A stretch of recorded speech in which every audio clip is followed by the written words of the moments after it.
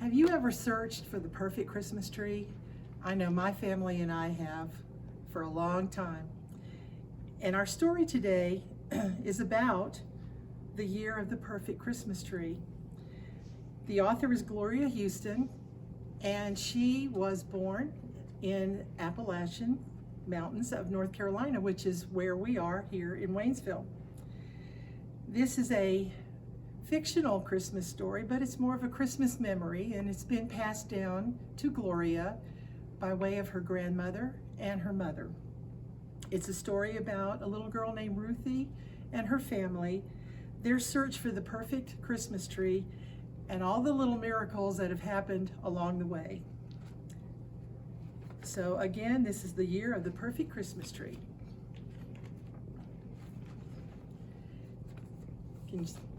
It was getting towards Christmas in the valley of Pine Grove. The wise folk said the old woman in the sky was picking her geese, for the Appalachian Mountains lay blanketed with snow.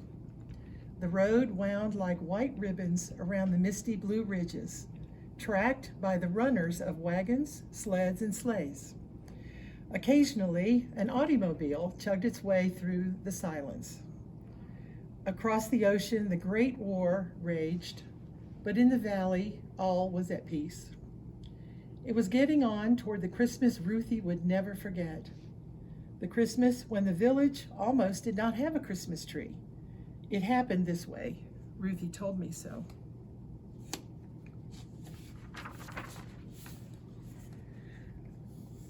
"Come on, my pretty young'un," Papa had said one day early in the spring. "It's time to choose the Christmas tree for the village church." "But Papa, Christmas will not come for a long while," said Ruthie. The sarvice trees are just now in bloom. We must choose a special tree and mark it for the coming year. "It is the custom in our village," said Papa, "for one family to give all the folk in the village and up every hill and holler a Christmas tree for Pine Grove Church. This year, it's our turn." Some years, a timbering man will give a fat, round laurel from the Northy Coves, the kind the Outlander call rhododendron. Other years, the holler folk may bring a cedar to spread its fragrance throughout the village church.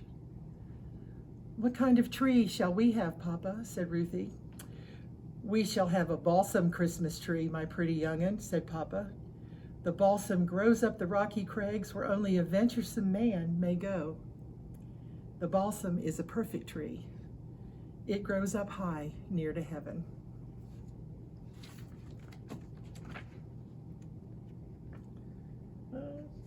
Okay. So Papa and Ruthie rode on old Petey's back across the high cliffs and along the crags looking for the perfect balsam Christmas tree. They rode and rode from early morning until the sun was high in the sky. Finally they saw it, growing on the edge of a high cliff on Grandfather Mountain, alone, with no other trees around it. Its green color was dark and rich. It was the perfect shape and size, its tip-tip top pointing up to heaven. "This will be our perfect Christmas tree," said Papa. "And, as is the custom, the selfsame year you shall be the heavenly angel in the village Christmas play. It is fitting that you should mark the Christmas tree." Papa took the red ribbons from Ruthie's coal-black curls. He lifted her high in his strong arms. "Tie this up to the tip-tip top," he said. Then he kissed the dimple in each of Ruthie's cheeks.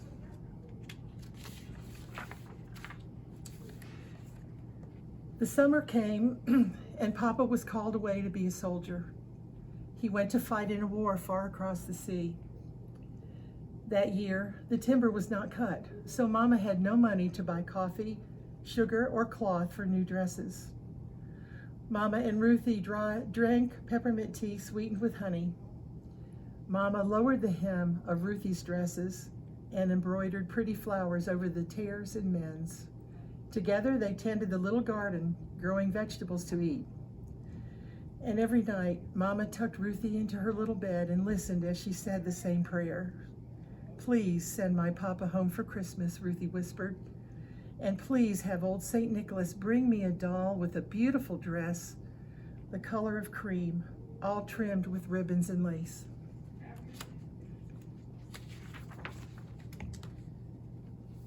One day that fall, when the dried corn shocks rustled in the breeze, a package came from Papa.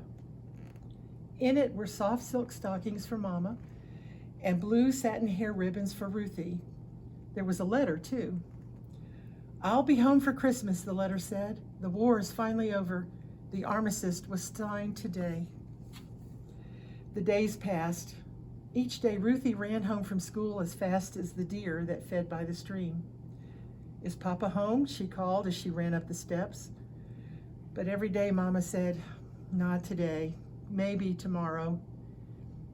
He will come to us on the Tweetsie train." The days passed. Ruthie listened for the squeaky whistle of the little train the mountain folk called Tweetsie as it chugged through the valley and up the mountainside. One day Mama and Ruthie harnessed old Petey to the sled and went to the station at Pinola. But when the other men from the valley stepped down from the train, Papa was not with them.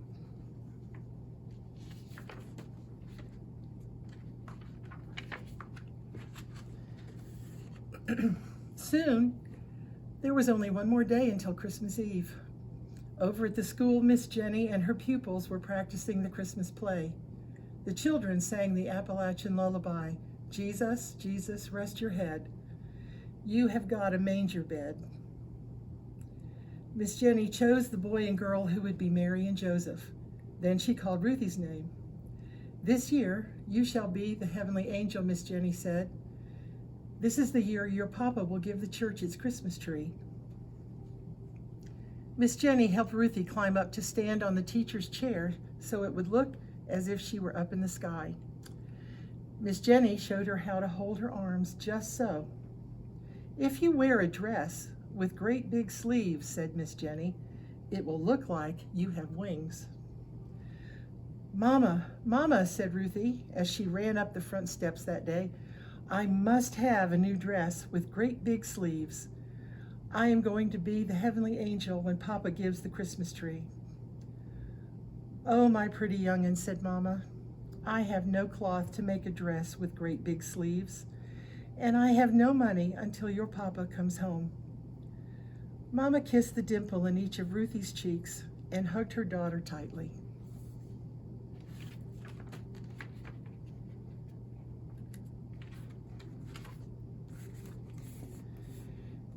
That night, the preacher from Pine Grove Church knocked at the door.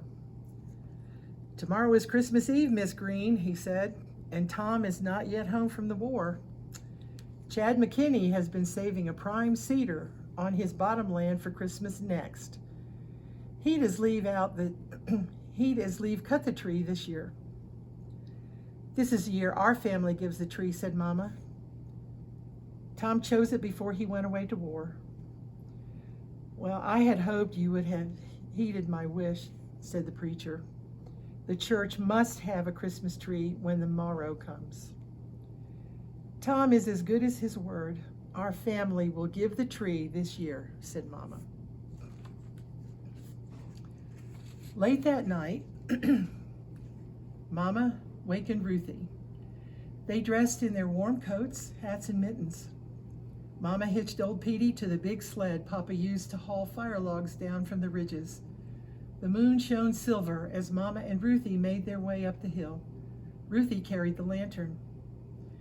As they came to the dark woods, the winter moon made strange shadows on the snow. "Mama, I'm afraid," said Ruthie. "No need to be afraid," said Mama. "We're off to get the perfect balsam Christmas tree."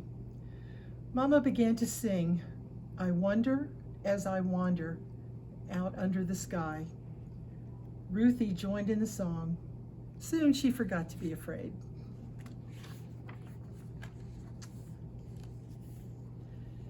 The blade of Papa's axe, whoops, I skipped a page. Mama and Ruthie led old Petey and the sled up the hills and across the ridges, but they could not find the perfect balsam. Papa says the balsam grows high on the rocky crags, up near heaven, where only a venturesome man will go, said Ruthie. The rocky crags, said Mama, we have a long climb ahead. Slowly, they led old Petey along the ridge to the highest crag on Grandfather Mountain. They could see the village sleeping in the valley far below. Finally, at the edge of the biggest cliff, they saw the balsam standing alone. There it is, Mama, Ruthie cried. See, there's my ribbon tied to the tip top. Ruthie ran up the rocky crag. Mama and old Petey followed.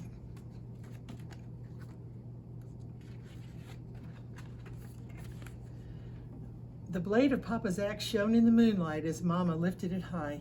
Thwack, crack, the sounds echoed through the rocks and hills. Then Mama picked up the saw and said, take hold of the end, my pretty young'un.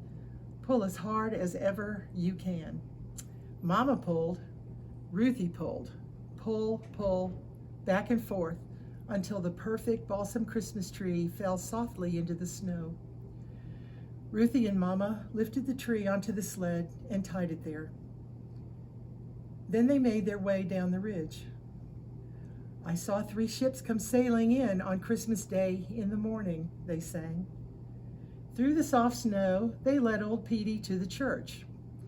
Together, they lifted the perfect balsam Christmas tree from the sled and stood it in the corner near the belfry wall. Just as the sun was rising over Doe Hill, they hurried home.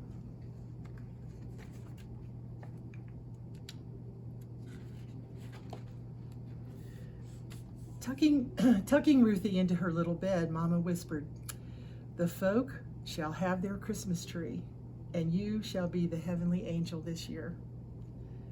Ruthie fell fast asleep, but Mama sat long by the firelight, sewing as fast as her nimble fingers could move. First, she cut the ribbons and lace from a wedding dress the color of cream.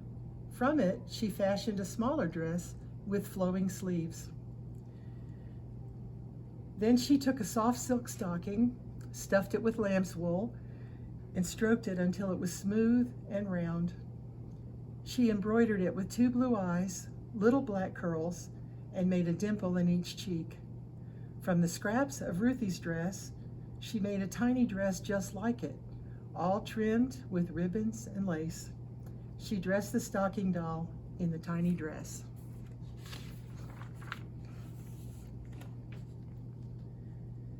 The sun was high in the winter sky when a knock came at the door. Good Christmas Eve, Preacher Alice, Mama said. Do come in and spell yourself. Did you hear the news about the Christmas tree, the preacher said? A wondrous balsam from up the high crags was found on the belfry porch this morning. Do tell, do tell. What a wonder, said Mama. And that's not all. It's being told hereabouts that folks who live up in the holler heard the angels singing high up on the ridge late into the night. And they were singing Christmas songs, said Preacher Alice.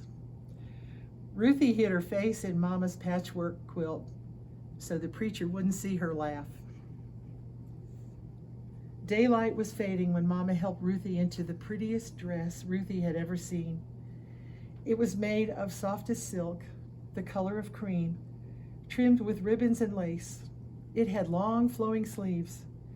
If you hold your arms just so, said Mama, it will look like you have wings.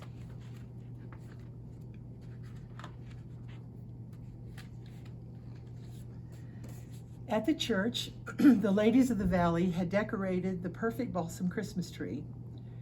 Reflections of the tiny red candles in their shiny holders fastened to the tips of the branches shone in the windows. Tied to the lower branches of the tree were presents wrapped in pretty paper. On the tip top was a tiny angel. The sexton rang the bell. From up and down the river road and from all the hills and hollers, the folk were coming to celebrate the Christmas tree. A choir of children sat by the organ. The three kings waited outside the belfry door.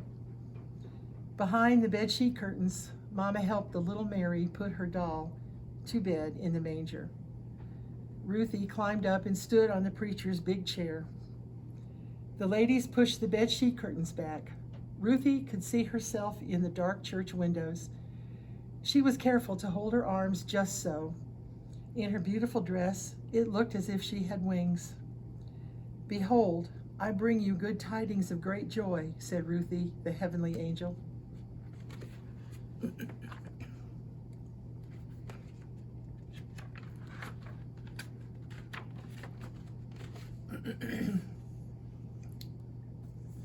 When the program was over, Ruthie went to sit with Mama on the front pew. Mama held her close. Then the three kings came walking down the aisle, carrying lard pails filled with the Christmas treat pokes. Each bag contained a soft peppermint stick, some chocolate drops, an orange, and some hazelnuts. Behind the king walked old St. Nicholas. He carried his tow sack bag with him. Old St. Nick visited the Amen corner first. He gave each of the deacons a lump of coal on a willow switch. The folks in the church laughed. Then to all the children who had misbehaved, old St. Nick gave a willow switch or a lump of coal as well. Ruthie had been good that year, so she got a treat poke instead. At last it was time to call the names on the presents tied to the tree. Every child in the church received a present. Everyone, that is, except Ruthie. A tear slipped down into the dimple in her cheek.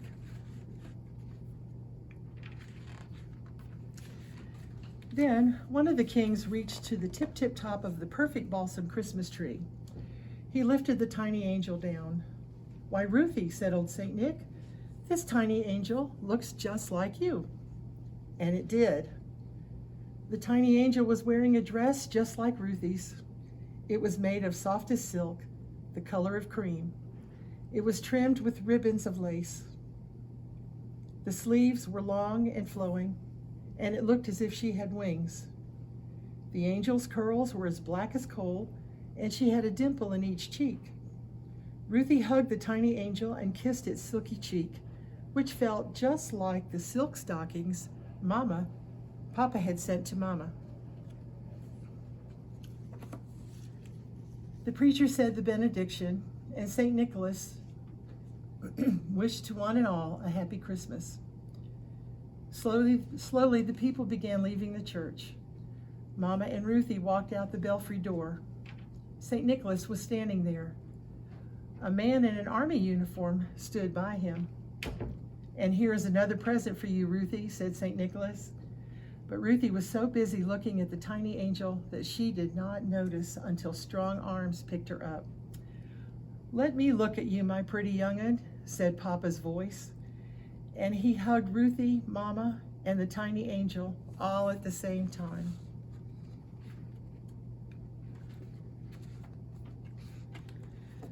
The village folk gathered around the church steps. Someone from the village began to sing, "Silent night, holy night, all is calm, all is bright." The folk in the village joined in, but Papa, Mama, Ruthie, and the tiny angel hardly heard. They just hugged each other some more. And since that time, every year for more than 60 years, a tiny angel has stood on the top of a perfect balsam Christmas tree. She wears a dress of softest silk, the color of cream, all trimmed with ribbons and lace. The sleeves are long and flowing, and it looks as if she has wings. The angel has coal black curls and a dimple in each cheek. That's how it happened. The Christmas of the heavenly angel and the perfect balsam Christmas tree. Grandma Ruthie told me so.